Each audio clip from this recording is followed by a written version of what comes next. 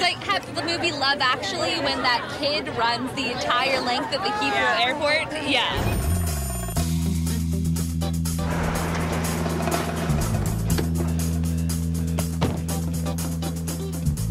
This doesn't happen in real life. Guys don't run for you. Excuse me. Hi, I need to find out what flight Angie Porter's on, please. Look, I'm really sorry. This is just going to take 1 second. Angie Porter, it's really important. I need to find her, please. I need to know what flight she's on. I've always wanted someone to do that. Always. And really? It's so silly and it's so awful. Because are you really going to miss your flight? No, you're not. But yeah, I like it. And it's not just anybody. She's my girlfriend, Angie Porter. I'm sorry, and it's for really a girlfriend, important. I can't do Please, something can I like look? And... No, you can't. I have to bend the rules. Angie!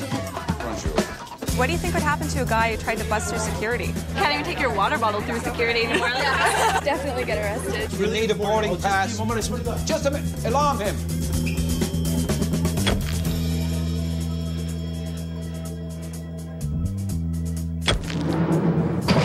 But it would be very romantic. Yeah, it would be. I would go home with him. Yeah.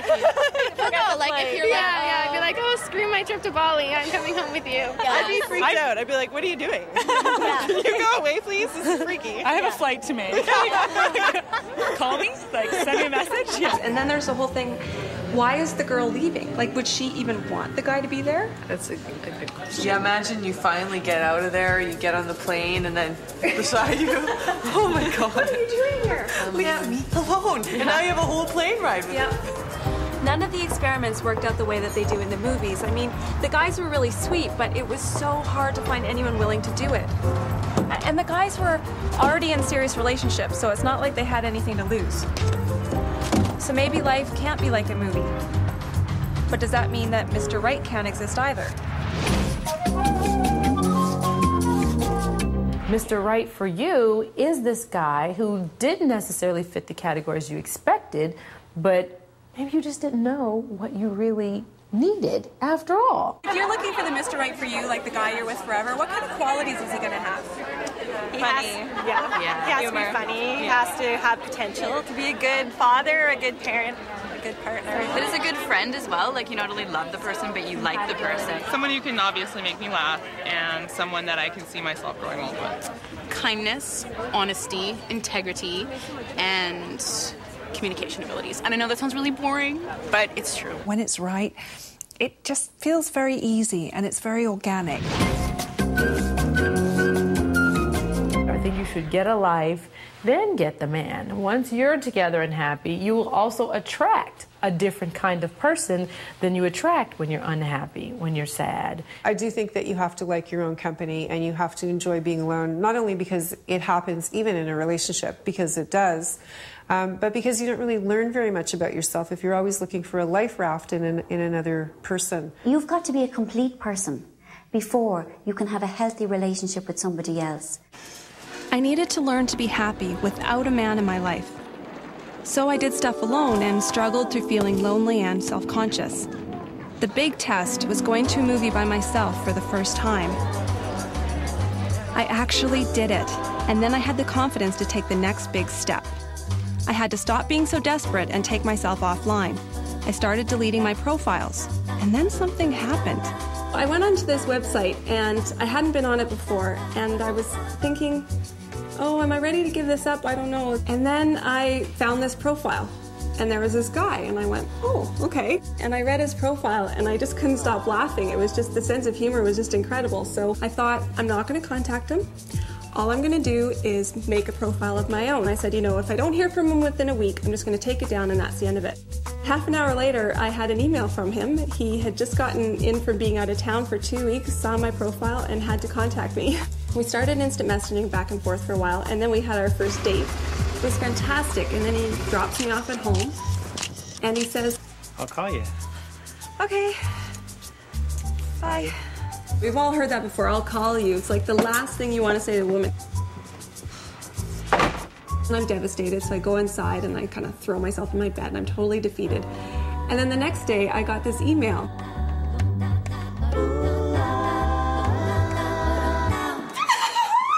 I remember Erin telling me about Jeff, about her really long dates. Actually, I had called her during one of them, and then she put her phone back in her pocket, and it was still on. And so I heard a little bit. It sounded like they were having a nice time. lower our expectations. That's the key to happiness. And I don't mean that you're selling yourself short by doing that at all. I'm simply asking us to kind of check into reality as regards relationships. So if you're able to keep your expectations low enough to be realistic, but high enough to get the happiness that you deserve, it gets a whole lot easier to find your Mr. Right for you. But the thing is, once you found him, then what? I think it's a little more complicated than that. Everybody likes the big kiss. Everybody likes the music swelling up. That's a big popcorn moment, okay? Everybody loves it. I think even if the filmmakers can't capture it, I think it's important that people try to think beyond that and think about what would happen with this couple a year from now, 5 years from now, 10 years from now. It's actually pretty scary when your relationship starts to relax and it gets kind of comfortable, but that's exactly what's supposed to happen. When people first fall in love, you know, they're still dealing with sort of all that chemical, emotional stuff of the true chemical high of the newness, of the act of falling in love and what that actually feels like. It's hormonally, it's a brain flood of norepinephrine and dopamine that really do, you know, make you feel a little obsessive compulsive about another person. It's even a form of mental illness, really, for that 6-month to 2-year period where you are head over heels in love with someone. And they're going to be gone for all of us, no matter what. That's just the way physiologically we're built. So you better have something a whole lot stronger than that to base a lasting relationship on. Men in real life can do some really sweet yet simple things to prove their love for you. But are these simple gestures even better than the grand, ridiculous ones in the movies? Have you ever had anyone do a really big romantic gesture for you? I'm waiting. I know that grand romantic gestures happen in real life, but I think often the most romantic gestures are the smaller ones. Have you ever done anything romantic for a woman that you were dating? Yeah, I mean, I guess buy her flowers, but I think that girls are getting kind of tired of that one, so they kind of wanted you to step it up a notch or something. Taking a girl to go see Charlotte's Web, done by a little community theater, you know, and sneak in a nice bottle of Burrowing Owl Cab Franc while you're there. A surprise gift, a surprise flower. Take a day off of work and go hike a trail to a secluded waterfall or something like that. Trail of rose trips. Petals to the bed covered in rose petals. That's a good one. You've really done that? Really done that, yep. Holy crap, that's pretty good. Yeah. And what do you think is unrealistic for women to expect as far as romance? Trail of rose petals to the bed. Someone I was with bought me WD-40 and duct tape and changed my light bulb. Sexy. And I was like, that is hot. The thought that you put into the smallest things often gets remembered longer than the money that you spend on an expensive dinner. Every time it won't be something romantic or a happy ending or something that's fairy tale-like. It'll just be the mundane, you know, day-to-day stuff with little bursts and spurts of fun and surprises. Marion and her husband Tony have been happily married since 1995. The most beautiful thing, and he has done many, many beautiful things for me, is I was going on my first big book tour, and it was in Australia, and I needed sandals, particular sandals, and I became obsessed with them, and I saw them in a particular store in London, but they didn't have them in my size. I went home and I couldn't let go of them, and I was telling him about them, and I couldn't go looking for them again. I was working the next day and then I was leaving for the airport. So he made me draw the sandals. So I drew them and I wrote a little description, and he went around with the bit of paper and basically, have you seen this sandal? He's afraid of ladies' shops. You know, he does not like going into shops where women go. But he went because he knew it was important to me. And he knew it was about a lot more than just having the right sandals. That it was about the psychological minds. I was going into something frightening.